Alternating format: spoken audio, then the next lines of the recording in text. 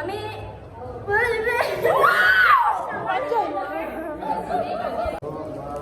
Assalamualaikum warahmatullahi wabarakatuh. Baiklah, jadi kami akan mempresentasikan hasil diskusi kami terkait pertambangan. Pertama, kita harus mengenal apa itu sumber daya alam terlebih dahulu. Sumber daya alam tambang adalah sumber daya alam yang berupa mineral radioaktif, mineral logam, mineral non-logam, batuan, batu bara termasuk bitumen padat dan aspal, lalu minyak bumi, gas bumi, serta panas bumi. Lalu terkait pertambangan. Apa itu pertambangan? Pertambangan adalah suatu kegiatan pengambilan atau penggalian mineral berharga yang bersifat ekonomis dan memiliki nilai. Lalu pengambilannya baik bisa secara mekanisme maupun manual. Nah, mineral berharga ini bisa ada di permukaan bumi, di bawah permukaan bumi, dan di bawah permukaan air. Selanjutnya itu terkait jenis sumber daya alam tambang yang ada di Indonesia. Jadi jenis sumber daya alam tambang yang ada di Indonesia ada 3, yaitu yang pertama ada sumber daya alam golongan A dan sumber daya alam golongan B, lalu yang terakhir sumber daya alam golongan C. Sumber daya alam golongan A ini bersifat strategis untuk perekonomian dan pertahanan serta keamanan suatu negara. Nah, bahan galian golongan A ini memiliki maksudnya bisa diekspor, lalu pengelolaannya dikelola oleh negara dan swasta yang diberi kewenangan. Contoh bahan galian golongan A ini ada batu bara, minyak bumi, gas bumi, nikel, kobalt, timah. Lalu golongan B yaitu bahan galian yang mampu menghidupi hajat hidup orang banyak, dan pengelolaannya dilakukan oleh swasta yang juga diberi izin oleh negara. Contoh bahan galian golongan B ada emas, perak, besi, lalu yang terakhir ada golongan C. Golongan C ini merupakan bahan galian yang tidak ada di golongan A maupun golongan B. Biasanya digunakan untuk industri. Contohnya itu ada pasir, batu kuarsa, kapur, dan marmer. Selanjutnya manfaat sumber daya alam tambang ini akan dijelaskan oleh.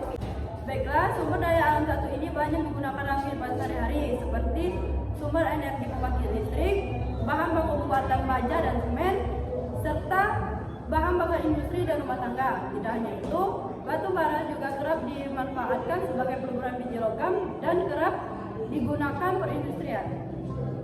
Selanjutnya itu adalah proses penambangan yang akan dijelaskan oleh Izan. Baik, jadi proses penambangan itu terdiri dari 4 proses. Yang pertama adalah prospeksi. Prospeksi adalah proses pencarian untuk menemukan endapan bahan galian atau mineral yang berharga. Selanjutnya adalah eksplorasi. Eksplorasi adalah kegiatan penelitian dalam bidang prospeksi yang meliputi pekerjaan untuk mengetahui ukuran, bentuk, posisi, kadar rata-rata, besar cadangan, serta studi kelayakan dari endapan bahan galian atau mineral berharga yang telah ditemukan. Yang ketiga adalah eksploitasi. Eksploitasi adalah kegiatan pertambangan yang meliputi pekerjaan pengambilan dan pengangkutan bahan tambang ke tempat penimbunan dan ke tempat pengolahan atau pencucian, dan terkadang sampai ke tempat pemasaran. Dan yang terakhir adalah pengolahan.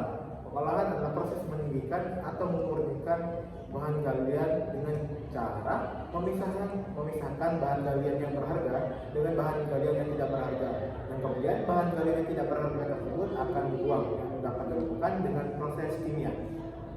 Baik, selanjutnya adalah studi kasus. Studi kasusnya adalah penambangan minyak ilegal yang dilakukan di Desa Sungai Angin, Kecamatan Babatoman, Kabupaten Musi Banyuasin. Sumatera Selatan menempati posisi dominan daerah paling rawan penambangan minyak secara ilegal. Dulu, penambangan minyak yang ada di Kabupaten Sumatera Selatan ini adalah peninggalan bekas Belanda yang pada tahun 2008 ada sekitar 1.120 sumur minyak yang 580 diantaranya dilanjutkan dikelola oleh masyarakat dan 540 lainnya terlantar. Lalu untuk pengelolaan sumur minyak ilegal ini yang dilakukan oleh masyarakat setempat dilakukan secara tradisional dengan menggunakan alat rakitan yang disebut ref. Nah, alat rakitan ini mereka gunakan untuk mengebor minyak dan membuat sumur minyak. Selanjutnya mereka bisa menghasilkan 1-3 drum besar minyak yang nantinya akan disuplai ke PT Petromuba maupun pengepul minyak yang ada di Desa Sungai Angit. Pemerintah sudah mengilegalkan kegiatan ini karena masyarakat tidak mempunyai skill yang memadai terkait pertambangan dan pengeboran minyak. Tetapi masyarakat tidak mendengarkan pemerintah sehingga sampai sekarang masyarakat masih melakukan kegiatan ilegal tersebut. Malah semakin banyak dan terus bertambah. Lalu dampaknya adalah beberapa kali terjadi kebakaran seperti pada kasus 7 November 2020 di Desa Sungai Angit. Nah, kasus ini menjadi salah satu dampak negatif dari pengeboran minyak secara ilegal yang dilakukan oleh masyarakat setempat ini karena mereka tidak mempunyai skill. Lalu hal ini juga berpengaruh untuk kesehatan masyarakat setempat dan juga menyebabkan kerusakan lingkungan.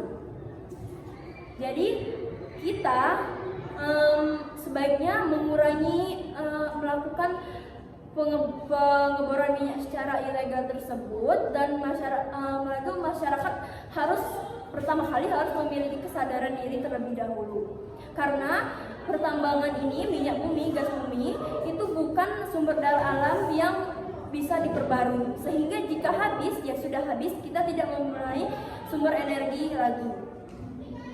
Baiklah, sekian dari kami tutup. Wassalamualaikum warahmatullahi wabarakatuh.